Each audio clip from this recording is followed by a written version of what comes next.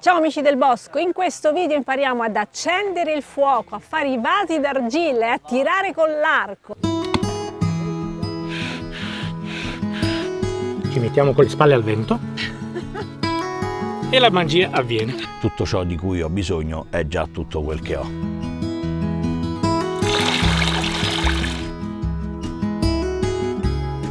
Non sono impazzita, ma sono venuta a seguire un incontro di bushcraft e survival, dove si impara a soddisfare i nostri bisogni lontano dalla civiltà e in mezzo alla natura. La sopravvivenza, inteso come il sopravvivere in condizioni di emergenza, ci può essere utile per gestire tutte quelle situazioni di emergenza, mentre il bushcraft come sussistenza ci può essere utile nelle costruzioni e in una vita più conformata all'ambiente e all'aspetto naturale, mentre il prepper si prepara e è pronto per gestire le emergenze prima che diventino urgenze.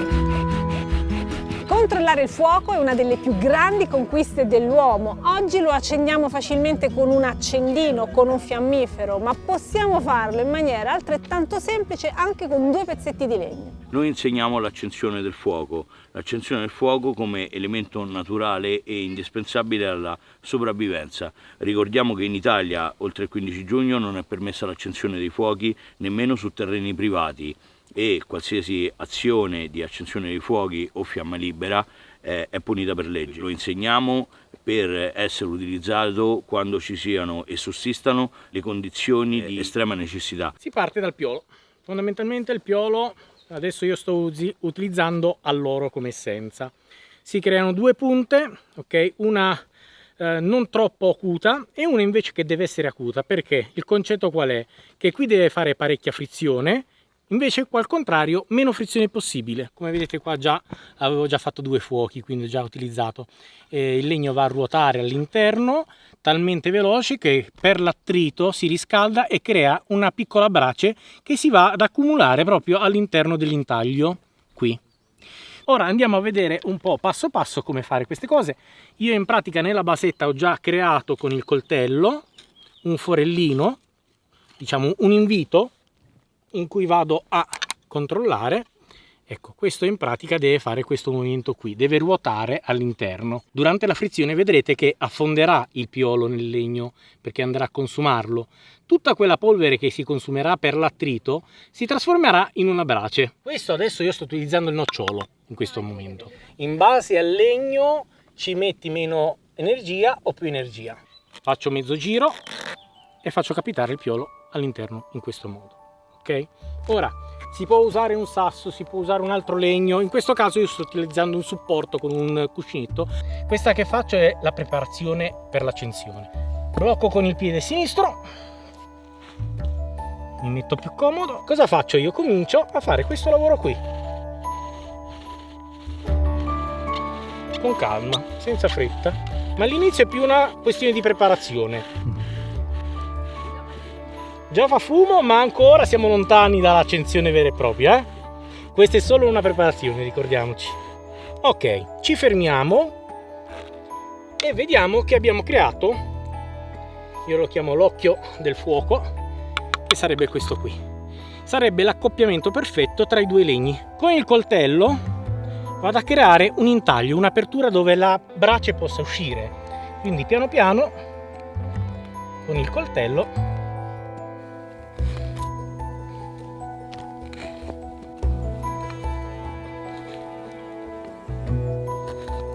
purtroppo questa è una fase molto delicata perché la tecnica d'archetto basta sbagliare una cosa e non funziona più.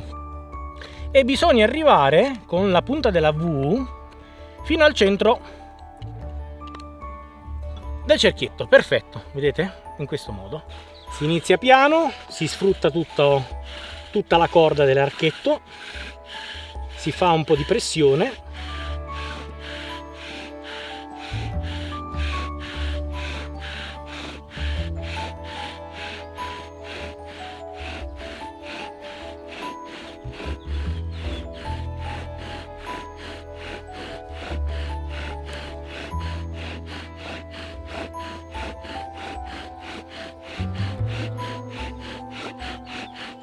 Ora comincio ad accelerare perché voglio che la brace si innesca.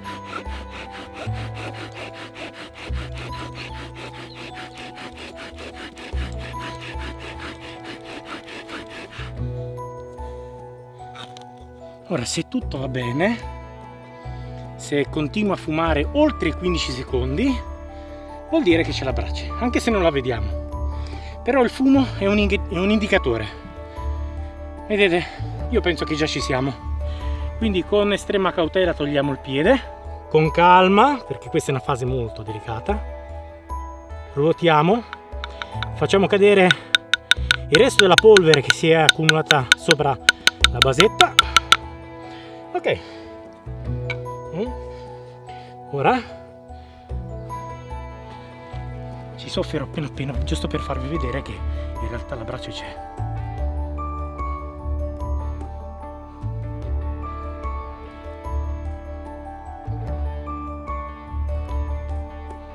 Ok? Quella per noi è sufficiente. Quindi con estrema cautela andiamo a trasferire la nostra bracetta all'interno del nido. Con calma cerchiamo di chiudere il nido intorno alla brace. Ecco qua. Dobbiamo sempre vedere la brace. E ora, piano piano,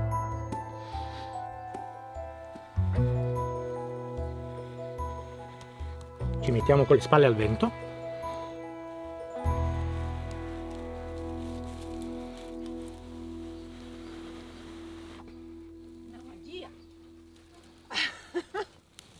E la magia avviene. Grazie. Non me l'aspettavo, così l'accensione del fuoco. Le manualità che si apprendono in un evento come questo possono tornare molto utili nei nostri lavori nell'orto e in generale nelle attività in campagna. Visto che il bushcraft sono tutta quella serie di competenze che ci aiutano per una sussistenza all'aria aperta durante una sussistenza di più giorni, dove noi andiamo a costruire rifugi, ecco che anche nell'orto, ad esempio per fissare sostegni per le piante, già nel semplice concepire una recinzione, strutturare una recinzione che debba essere meno permanente e più facilmente rimovibile e spostabile. Sono diversi gli ambiti dove ho trovato veramente funzionale queste tecniche. Parlando di allevamento di animali da cortile, ho delle galline, ho un pollaio e in questo caso ho sfruttato delle strutture in legno con delle legature apposite per realizzare delle mangiatoie rialzate, quindi utilizzando dei tripodi in questo caso e non dovendomi appoggiare magari a delle strutture di ferro in plastica. Quel che riguarda per esempio la gestione di animali, cavalli e quindi la realizzazione di recinzioni, dei nodi e delle legature e senza utilizzare in questo caso chiodi per esempio e martello. Ok, oppure nell'orto noi abbiamo delle strutture che servono per il sostegno delle piante, per i fagioli rampicanti o per i pomodori, in questo caso l'utilizzo di fibre naturali come la canapa nel bushcraft ci insegnano e sempre saperle intrecciare ed annodare, ecco che anche in questo caso queste tecniche sono veramente utili. Questo è stato fatto tutto interamente con un solo coltello. Qui come puoi vedere si può realizzare una cerniera per fare qualcosa di movibile. Spago di juta, anche questo tutto legno, sempre realizzato solamente con un seghetto e un coltello. Questo è proprio semplicissimo, si spacca il legno a metà. Ok, ma tu a casa tua utilizzi questi ormai? Non è Sì, io ormai, perché poi diventa anche una filosofia. Pino cucito in fibra di juta. Non abbiamo più bisogno di andare a caccia, ma è utile sapere come con un pezzo di legno e una corda si può costruire un arco. Alex, l'arciere, ripropone la costruzione dell'arco in ambito remoto con il completo dell'occorrente ricavato in natura, dalla corda alla freccia, addirittura con le punte ottenute dalla scheggiatura del vetro. Un arco in nocciolo, come si può vedere, ha preso una curvatura interessante, ma è ancora estremamente efficace. Partendo dal legno fresco e iniziandolo a lavorare, il legno inizierà a piegarsi, a stortarsi e il lavoro dell'artigiano è quello di seguire un po' il legno, perché comanda lui. Se il legno vuole diventare arco, diventa arco, altrimenti no. Io mi adeguo alla sua forma e se mi rendo conto che non si può, basta. Il laboratorio che propongo io è molto sperimentale, nel senso che si parte da un legno molto grezzo. Qua abbiamo un acero, ho scelto volutamente un legno brutto, storto e con tanti nodi. in un contesto di sopravvivenza è estremamente necessario potersi adattare quanto più possibile alla natura e al contesto in cui ci troviamo, quindi partire da un tronco già bello, dritto, bello sì, viene fuori un ottimo arco, ma sarebbe troppo semplice. Qua abbiamo un piccolo arco in maggiociondolo, che è un legno molto efficiente per fare archi. La forma che ho deciso di dargli è quella un po' nativa americana, quindi un arco corto, corda rigorosamente in fibra. Questo qua è lino grezzo, tutta intrecciata a mano. L'unico strumento utilizzato per fare questi archi è il coltello. Con questi archi cambiano completamente le regole, anche perché il legno purtroppo o per fortuna si adatta facilmente alle temperature. Oggi che fa molto caldo e c'è tanta umidità, probabilmente molti archi avranno perso potenza. E anche la corda, essendo una fibra, subisce tutte le influenze, quindi deve essere tesa nel momento giusto e l'arco ci si deve adattare, però anche questo già inizia ad essere impegnativo. Ultimo arco, Robinia, che cresce ovunque, è un legno molto molto resistente, ideale per fare archi, richiede molto più lavoro perché è davvero davvero duro anche da fresco, e anche questo è un arco bello impegnativo perché è molto molto potente. Punta in vetro, scheggiata esattamente come viene scheggiata l'ossidiana piuttosto che la selce, è il fondo di una bottiglia che viene lavorato cercando di raddrizzare il più possibile la punta e renderla il più adatto a fare il suo lavoro. Adesso Alessandro mi fa vedere come si può tirare con questi archi. Mi raccomando, è un'attività ludico-sportiva, va fatta in massima sicurezza, dobbiamo essere sicuri che non ci sia nessuno prima del nostro bersaglio e anche dopo il nostro bersaglio, non facciamo tiri avventati, però è molto interessante vedere anche la differenza tra un tiro fatto con un arco moderno e un arco invece autocostruito. Anzi, le differenze sono veramente tantissime. L'umidità viene assorbita dal legno dell'arco, quindi avremo un arco che avrà un tipo di tiro diverso, e ve ne accorgerete dopo, perché magari un arco che prima era un po' più potente oggi magari lo è un po' meno, quindi il meteo è fondamentale. Tireremo da abbastanza vicino perché dovremo sentire la reazione del legno e non vogliamo che le nostre frecce vadano in giro senza il nostro controllo. 2 dita sotto, una sopra, che poi anche qua in realtà in alcune zone del mondo tirano come tirano i bambini. Quando noi diamo un arco in mano a un bambino, i bambini pinzano, fanno questo lavoro qua, che per noi è sbagliatissimo. In realtà ci sono un sacco di tribù che cacciano in questo modo qua, però noi utilizziamo questo modo. Mi raccomando, pollice, mignolo si devono toccare. Mi concentro, guardo solo il bersaglio, entrambi gli occhi sono aperti, la posizione è molto importante. Vado ad aprire, quando sono pronto lascio andare. Cioè è importante tenere l'arco in questa posizione perché, ripeto, non avendo la finestra, se io faccio questo e provo a tendere un po', la freccia cade. Quindi mi concentro.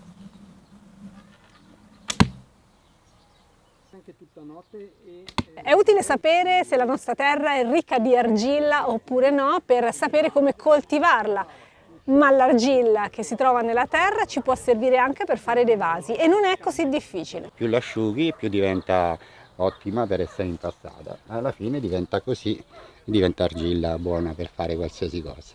Con Manili Fabio abbiamo la possibilità del modellatore di argilla per la costruzione degli elementi e degli strumenti che più ci occorrono direttamente dalla terra, dalla natura, con l'aggiunta poi della cottura fatta con un semplice fuoco. Quella è proprio la vera magia dell'arte. Questa è la terra che si estrae da tutte le parti, ci sono di vari colori, un po' più scure, un po' più chiare, però l'argilla si può riconoscere. In montagna è più difficile perché non è morbida, è secca, però basta metterci un goccino di acqua e si vede subito se è argilla o solo terra, perché rimane più liscia. Presa la terra si deve mettere dentro una ciotola con l'acqua, con un bastone si mescola per farla diluire. Più tempo sta più si ammorbidisce e si diluisce, si distacca da tutte le impurità tipo sassi, legni eccetera.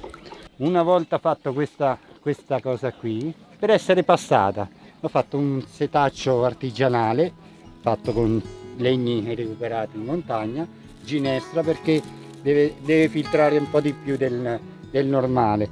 Si prende, si passa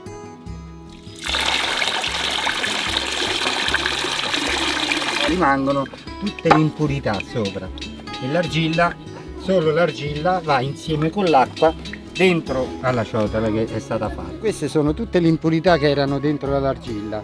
Quando l'ho passata la prima volta sono rimaste tutte le pietre grandi, i sassi, tutte le ciotole più grandi. Una volta fatto questo, il recipiente bisogna lasciarlo riposare, l'argilla si deve depositare. Questa è tutta argilla e questa è acqua. A questo punto, che è passato più di 24 ore, allora si inizia a togliere l'acqua, piano piano. Questa è l'argilla che si ottiene facendo tutto questo passaggio. Dopo 2 giorni tu hai l'argilla e la mantieni morbida e può stare per giorni e giorni. Questa è già materia da poter usare per fare una qualsiasi cosa. Si fa il colombino, che sono questi vermicelli di argilla che si vanno a mettere intorno all'oggetto che già ha preparato. Volendo si può fare il cerchio rotondo perfetto, però è una cosa artigianale. La lavorazione dei metalli è un'arte antica, oggi la possiamo recuperare per trasformare degli oggetti in metallo che non ci servono più in qualcosa di utile. Il fabbro in questa occasione ci aiuta a vedere come trasformare oggetti di altro uso e rimanenze, quindi riuso e riciclo, come ad esempio delle vecchie lime, per trasformarli, in questo caso nel nostro ambiente, in acciarini medievali, o altrimenti come cambiare una vecchia lima o un vecchio ferro di cavallo in uno strumento atto alla lavorazione del terreno o a qualche uso specifico necessario, quindi dall'esigenza allo strumento opportuno.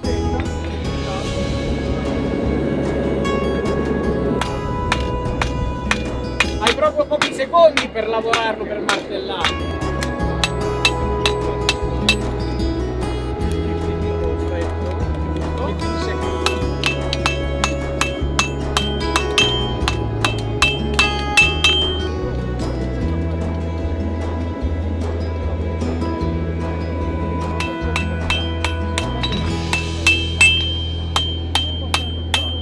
It was at this moment that he knew he fucked up. Abbiamo esplorato un mondo nuovo, abbiamo imparato a fare alcune cose inconsuete che ci possono essere utili anche nell'orto. Fateci sapere cosa ne pensate nei commenti, perché vogliamo mettere in pratica qualcosa anche nel nostro orto.